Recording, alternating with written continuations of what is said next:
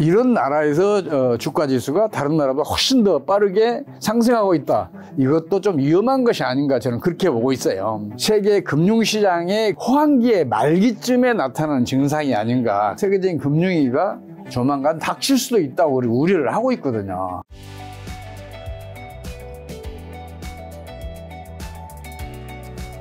자, 소장님 모시고 이제 여러 가지 한국 경제, 글로벌 경제 여쭤보려고 하는데요. 코스피가 4,200마저 돌파했었다가 4,000도 깨졌었다가 또 오늘은 다시 또 4,000을 돌파했습니다. 어쨌든 슈퍼랠리, 또 오랜만에 출연하셨으니까 슈퍼랠리 보였던 어쨌든 가장 큰 동력과 그 이후 지금 조정을 겪고 있는 이유는 뭐고, 이게 일시적 조정인 건지 아니면 상승세가 좀 꺾인 건지 지금 상황은 좀 어떻게 봐야 될까요? 주식시장은 평균적으로 10년을 주기로 해서 광기, 패닉, 붕괴, 장기 정체의 길을 거쳐요. 예, 그 중에서 광기 초기에는 주도주들이 앞장서서 주식시장을 이끌거든요. 그러다가 이제 광기의 중기를 넘어서서 말기쯤 가면 그동안 주목받지 못했던 우량주들이 각광을 받아요. 그리고 이제 그야말로 말기에 딱 들어서게 되면 그 다음에는 완전히 소외주들, 열등주들이 이제 주목을 받기 시작을 하거든요. 최근에는 또 상황이 약간 바뀌었어요. 이제 워낙 국제화되다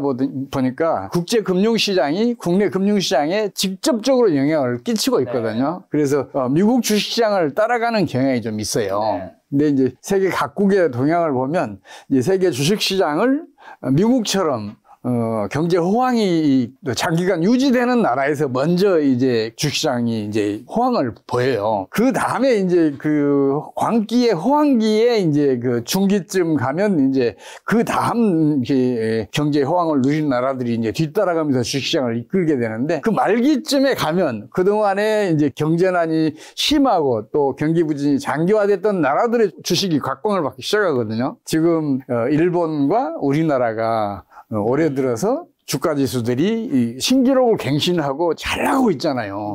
이게 혹시 세계 금융시장의 호황기의 말기쯤에 나타나는 증상이 아닌가, 그걸 제가 유심히 지금 쳐다보고 있어요. 특히 일본 같은 경우에는 그동안에 90년부터 지금까지 연평균 성장률 0.8%였을 정도로 경기 부진이 심각했잖아요. 그리고 최근에도 지금 경기가 별로 안 좋아요. 2023년, 2024년 두 해 다 0% 성장을 했고, 올해도 지금 상반기에는 0% 성장을 했는데 지금 3분기에는 마이너스 0.4% 성장을 했거든요. 그렇다면 주식시장은 지금처럼 잘 나갈 수가 없는데 호조를 보이고 있어요. 그래서 더더군다나 이게 세계 주식시장의 장기 주기 중에서 말기 증상이 아닌가, 저는 그렇게 보고 있거든요. 우리나라는 물론 주가지수가 상대적으로 저평가돼 있어요. 그래서 예외로 볼 수는 있지만 그래도 우리나라도 해가 갈수록 성장률이 낮아지면서 경기 부진이 심각해지고 있으니까 이런 나라에서 주가지수가 다른 나라보다 훨씬 더 빠르게 상승하고 있다. 이것도 좀 위험한 것이 아닌가, 저는 그렇게 보고 있어요. 무엇보다 이제 일본 때문에 제가 이게 말기가 아닌가 그런 판단을 하고 있어요. 자, 그럼 지금 한국 경제는 좀 소비, 투자, 수출 내에서 어떤 상황인가요? 그 상반기에 우리나라 그 성장률이 0%대예요. 근데 3분기 때 이게 1.2%로 갑자기 급등을 해요. 이 연율로 따지면 5% 가까운 성장률이거든요. 그러면 최근에는 그 드물게 보였던 경기 호황이라고 볼 수 있거든요. 소비든 투자든 수출이든 내수든 모두 다 좋았다고 볼 수가 있어요. 근데 3분기부터는 이게 좀 이상해요. 지금 꺾이고 있는 거 아닌가. 4분기에는 이게 혹시 또 마이너스가 갈지도 모르겠다는 우려를 하고 있어요. 그게 지금 우리 정부가 갑자기 지금 고환율 정책을 펼치고 있거든요. 특히 이제 10월 2일부터 추석 연휴가 있었잖아요. 그 10일 동안에 우리 환율을 1,400원대에서 1,400원에서 1,431원까지 끌어올렸어요. 이렇게 환율이 이렇게 상승을 하게 되면 일단은 성장률도 낮아지고 주식시장도 악화되고 그 수출도 사실은 수출 증가율도 빠지고 그러게 되거든요. 그래서 이게 4분기 이후에는 혹시 경기 후퇴가 일어나지 않을까 지금 그렇게 우려하고 있어요. 자, 그럼 원달러 환율이 말씀하신 대로 1,460원, 뭐 70원대로 너무 높은데 이 고환율 계속되면 어떤 일이 벌어지는 걸까요? 우선 첫째는요, 수출 증가율이 2, 3개월 이내에 바로 축소되기 시작을 해요. 이거는 이제 경제학에서 얘기하는 건 정반대 얘기인데 경상수지가 만성적인 흑자일 경우에는 환율이 오르면 반드시 수출은 줄더라고요. 세계적으로 그 반대 사례가 없어요. 두 번째는 그 수입 증가율이 수출 증가율보다 훨씬 빠르게 감소를 해요. 그래서 경상수지 흑자가 커져요. 경상수지 흑자가 커지면 그만큼 외환이 국내 외환시장에 유입되니까 환율은 하락 압력을 받게 돼요. 그러면 정부에서는 수출 경쟁력을 확보하기 위해서 이걸 경상수지 흑자를 즉각적으로 해외로 유출시키는 정책을 펼쳐요. 그러면 수출로 애써 벌어들인 소득이 해외로 직접 유출되게 되니까 국내 경기는 당연히 부진해지죠. 그런 일이 벌어지고, 셋째는 주식시장도 약세를 보이기 시작을 해요. 이게 왜 그러냐면 우리 주식시장의 주식 보유량의 한 약 3분의 1은 외국인이 지고 있잖아요. 그것도 활성 주식이란 말이에요. 거래되지 않는 주식은 외국인은 매수를 안 해요. 그래서 활성 주식으로 따지면 절반 이상이 돼요. 그래서 외국인이 매수를 하게 되면 주식시장은 호조를 보이고, 매도를 하게 되면 약세를 보이는 게 보통이에요. 물론 예외적인 상황도 많이 있기는 해요. 근데 그 일반적인 현상은 아니란 말이에요. 그게 왜 그러냐면 우리 환율이 오르게 되면 외국인의 국내 투자는 환차손을 입어요. 그러면 그 환차손을 피하기 위해서 국내 주식을 매각하고 우리나라를 떠난단 말이에요. 그럼 환율은 더 오르죠. 그런 악순환을 벌이면서 주식시장이 약세를 보이게 돼 있거든요. 근데 최근에 지금 우리 정부가 한때 그 환율을 열심히 끌어올렸는데 외국인들이 떠나니까 갑자기 외환 수요가 많아지면서 외환 가격이 올랐잖아요. 우리 환율이 올랐잖아요. 그러니까 이제 우리 정부는 또 겁내서 이제 경고의 메시지를 보내고 그랬었거든요. 자기네들이 끌어올려놓고 경고를 한단 말이에요. 이런 멍청한 그 정책을 지금 계속해서 반복해서 펼치고 있는데 나는 그런 행태를 이해할 수가 없어요. 그 여러 번의 그 경험을 통해서 그걸 알 텐데 왜 그걸 자꾸 잊어먹는지 저는 모르겠어요. 이 세 가지가 가장 큰 문제예요. 앞으로 환율이 1,500원도 돌파할 수 있는 건가요? 그거는 아니라고 봐요. 외국인들이 국내 주식시장에서 완전히 떠나면 그런 일이 벌어질 수 있어요. 근데 그럴 가능성은 별로 없어요. 그래서 그 환율이 정부가 개입만 하지 않으면 오히려 떨어질 것으로 보고 있어요. 우리나라 경상수지 흑자는 지난해 거의 1,000억 달러에 근접했잖아요. 올해는 1,000억 달러 넘을 것 같아요. 그 얘기는 외환이 1,000억 달러 혹은 1,000억 달러 넘게 지금 국내에 유입된다는 얘기 아니에요. 이렇게 공급이 수요보다 더 많으면 당연히 우리 원화 가치는 상승하고 외환 가격은 떨어져야 되잖아요. 환율은 떨어지는 게 정상이란 말이에요. 근데 우리 정부가 수출 경쟁력이라는 걸 내세워서 자꾸만 환율 방어를 해요. 그것도 아주 못되게 해요. 주로 어디에서 하냐 그러면 여객 시장에서 한단 말이에요. 이 NDF 거래를 통해서 하는데 이게 그 레버리지가 약 20배쯤 돼요. 그래서 작은 그 자금을 투입해서 환율 방어가 쉬워요. 그러니까 NDF 거래를 하는데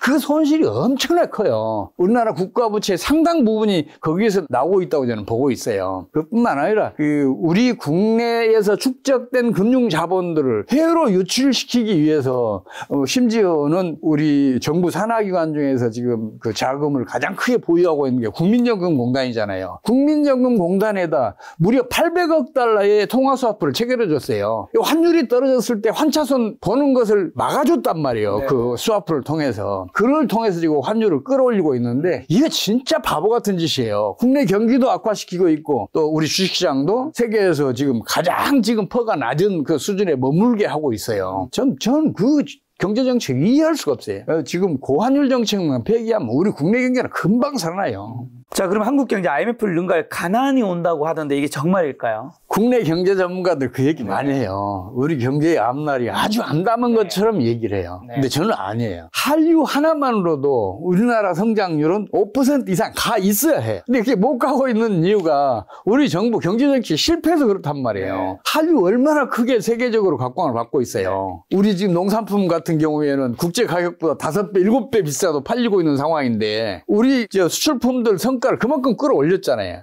가격 높이 받아도 된단 말이에요. 근데 고환율 정책을 통해서 이익을 충분히 보장해 주니까 기업들이 무리한 짓을 안 하죠. 연구개발 투자할 필요가 없잖아요. 그러면서 지금 우리 성장률을 억제하고 있고, 그뿐만 아니라 고환율 정책의 수출줄이죠. 국내 경기 약화시키죠. 주식시장 약화시키죠. 그러면서 지금 경기 침체를 초래하고 있어요. 제가 제일 안타까운 게 그게요. 우리 정부는 경제학에 지나치게 집착해서 지금 경제정책을 펼쳐요. 네. 근데 경제정책이 경제 이론에 집착하게 되면 이건 항상 파국적인 결과를 내고 있어요. 미국 같은 경우는 반대로 펼치고 있잖아요. 2022년 상반기에 연속 마이너스 2분기 성장하니까 연준이 바로 고금리 강달러 정책을 펼쳤잖아요. 그때 빅스텝, 자이언트 스텝 밟아가면서 고금리 정책을 펼쳤고 달러 가치도 급격히 상승시켰잖아요. 근데 현재의 경제학은 금리를 높이면 투자가 부진해지고 강달러 정책을 펼치면 미국의 수출이 줄어든다고 얘기를 하잖아요. 근데 미국은 상반기 마이너스 성장을 하다가 하반기에 갑자기 3.1%, 2.6% 각각 성장을 하잖아요. 경기를 끌어올린단 말이에요. 그러면 왜 그런가를 따져봐야 할 거 아니에요. 고금리 강달러 정책을 펼치면 다른 나라의 저축, 다른 나라에서 축적된 금융자본들을 고금리 그리고 환차익을 노리기 위해서 미국으로 끌어들이게 한단 말이에요. 그래서 미국 경제의 유동성이 풍부해졌고, 그 유동성이 풍부해져서 미국의 그 생산, 고용, 투자 등 경제 활동들을 활성화시켰어요. 그럼 성장이 급격하게 상승한 거 아니에요. 이건 누구나 유추할 수 있는 얘기란 말이에요. 경제학적인 상식만 있으면 금방 유추해낼 수 있는데 우리 정부는 반대로 하고 있잖아요. 근데 대만은 참 제가 부러운 게 그거예요. 대만은 우리나라는 일본 엔화에 기반해서 환율 정책을 펼쳐요. 엔화 가치가 약세면 우리 원화 가치도 약세로 이렇게 유지를 하려고 노력을 해요. 근데 대만은 미국 달러 가치에 연동해서 그 환율 정책을 펼쳐요. 성공한 미국 경제 정책을 뒤따르니까 대만도 당연히 성장률이 높아지죠. 지금 올해 대만 성장률은 5% 넘어갈걸요? 우리나라는 지금 1% 넘느냐 못 넘느냐 지금 기로에 서 있는데 우리보다 5배 더 높은 성장률이잖아요. 그뿐만 아니라 지금 우리나라 인당 국민소득이 대만에 지금 25년 만인가요? 8년 만인가요? 뒤떨어지게 생겼잖아요. 대만이 성공해서 대만 따라가야죠. 미국 성공해서 미국 따라가야죠. 근데 왜 일본처럼 초장기 경기 부진을 초래한 그 경제 정책을 우리 정책 당국이 따라가는지 저는 이해할 수가 없어요. 자, 그럼 우리나라 부채 규모는 어느 정도이고 부동산 PF 문제는 지금 괜찮나요? 세계 각국의 이제 그 사례들을 이렇게 비교해서 보면 국가 부채든 가계 부채든 혹은 기업 부채든 대 GDP 비율이 큰 나라일수록 성장률은 높고 경제도 안정적이에요. 물론 예외는 있어요. 일본은 국가 부채가 세계에서 가장 높은데 이거는 이제 일본의 경제 정책이 실패하고 있기 때문에 경기 부진이 장기화한 것이고 이 부채하고는 상관이 없어요. 이게 왜 그러냐면요. 부채 이면에는 금융기관의 대출이 있잖아요. 금융기관의 대출이 많이 이루어지려면 자본 축적이 충분해야 되잖아요. 그건 자본 축적이 충분한 게 좋은 거예요? 나쁜 거예요? 경제 성장에 도움이 되잖아요. 투자율이 그만큼 크다는 거 아니에요. 그래서 가계부채든 국가부채든 기업부채든 비율이 클수록 성장률도 높고 경제 호황도 더 장기간 지속되는 경향이 있어요. 근데 이걸 지금 반대로 지금 얘기들을 하니까 자꾸만 이 부채 문제를 심각하게 봐요. 물론 금융위기가 터지거나 아니면은 경제가 급격하게 후퇴할 때에는 이게 이 부채 비율이 높은 나라들은 더 큰 타격을 입어요. 그렇더라도 자본 축적이 많다는 것은 나쁜 일이 아니거든요. 그래서 금융위기가 터진 다음에는 그 타격이 크지만 평상시에는 가계부채든 기업부채든 국가부채든 대-GDP 비율이 클수록 바람직해요. 자, 한국 경제가 힘들어진다면 뭐 때문에 무너질 수 있을까요? 위기 징후는요? 우리 경제는 여전히 낙관적이라고 제가 말씀드렸잖아요. 다만 경제정책이 문제이고 또 하나 더 큰 문제는 뭐냐 그러면 세계적인 금리가 터져서 우리나라를 덮쳐오면 우리 경제의 성장 잠재력, 국제 경쟁력 그리고 성장 지속력이 아무리 크고 높더라도 타격을 입지 않을 수 없어요. 근데 저는 지금 세계적인 금융위기가 조만간 닥칠 수도 있다고 우려를 하고 있거든요. 우리 경제에 지금 제일 큰 우려사항은 그거예요. 세계적인 금융위기가 터지느냐 아니냐 그리고 이게 언제 우리나라를 덮쳐오느냐 이거란 말이에요. 그래서 저는 그걸 지금 우려하고 있어요. 한국 경제가 그럼 위기가 오전 근본적으로 해결해야 하는 문제는요? 우리 정부가 제발 외환시장 조작을 좀 안 했으면 좋겠어요. 우리 정책당국은 시장의 힘을 자기네들이 이길 수 있을 거로 생각을 해요. 시장의 힘이라는 것은 어떤 의미에서는 자연의 섭리잖아요. 근데 인간이 자연의 섭리에 도전해서 이긴 거 사례를 봤어요? 아니잖아요. 근데 우리 정부는 환율이 상승해야 수출이 호전되고 성장률이 높아진다고 잘못 믿고 있어요. 그런 사례가 없거든요. 고환율을 유지하기 위해서 우리 경상수 적자를 즉각 해외로 유출시키고 있잖아요. 그 바람에 수출로 애써 벌어들인 소득이 즉각 해외로 유출되니까 국내 경기가 부진해질 수밖에 없잖아요. 그게 가장 큰 문제란 말이에요. 그래서 만약 우리 정부가 환율이 시장의 힘에 의해서 떨어지는 것을 용납하는 정책을 펼치면 우리 경제의 지금 어려움은 금방 극복될 수 있다고 봐요. 물론 점진적으로 떨어져야 돼요. 한 해에 200원 이상 떨어지면 오히려 우리 수출 기업들 도산 사태가 일어날 수도 있어요. 그래서 한 100원 정도씩 점진적으로 떨어지면 한 900원대까지는 우리 경제가 지속적으로 호조를 보일 것으로 저는 보고 있어요. 우리 경제 정책이 그렇게 바뀌기만 하면 우리 경제의 앞날은 아주 밝다고 봐요. 세계적인 금융위기가 터져서 국내 경제에 덮쳐오더라도 우리 환율이 점진적으로 떨어지잖아요. 그럼 환차익이 생기잖아요. 국제 금융자본들이 국내에 들어와서 그 환차익을 노리고 막 들어올 거 아니에요. 그리고 유동성이 풍부해져요. 그럼 금융위기 타격을 신용 파괴원리의 작동을 차단해낼 수가 있잖아요. 그래서 큰 타격을 안 입을 수가 있어요. 그래서 우리 경제의 호황을 위해서도 그리고 금융위기의 타격을 위해서도 환율이 점진적으로 떨어지는 정책을 펼칠 필요가 있어요. 근데 이게 우리 정부에서는 안 믿어요. 그게 가장 큰 문제죠.